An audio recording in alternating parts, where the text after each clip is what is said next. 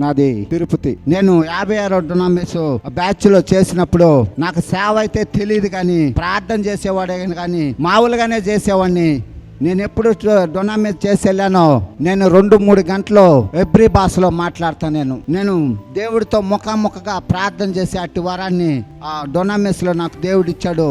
ఆ రోజు నుంచి ఈ రోజు దాకా ఒక్కరోజు కూడా నేను ఇక్కడ కాగను. ప్రతి నెల ఇక్కడికి ముందు వచ్చే వ్యక్తి ఎవరు అంటే దూరం నుంచి ప్రభుదాసే ఉంటాడు. దూరం నుంచి ప్రభుదాసే ఉంటాడు. చాలామంది సేవలోకి వచ్చిన తర్వాత అది కావాలా ఇది కావాలంటారు, కానీ నేను 40,000 రూపాయలు ఉద్యోగం వదిలి వచ్చిన తర్వాత ఇక్కడికి ఎప్పుడైతే రాజమండ్రికి వచ్చానో నేను అప్పటి నుంచి సేవ ఏ విధంగా చేసుకోవాలా, నడిపింపు ఏ విధంగా నడిపించుకోవాలా, ఫైనాన్స్ ప్రాబ్లంలో కూడా దేవుడు అన్ని విషయాల్లో నాకు సహాయం చేస్తూ వస్తున్నాడు. దానికంతా రాజమండ్రికి సేవకుల మీటింగ్లో కలవడమే తప్ప మరొకటంటూ ఏమీ లేనే లేదు. ఆమేన్, హల్లెలూయా.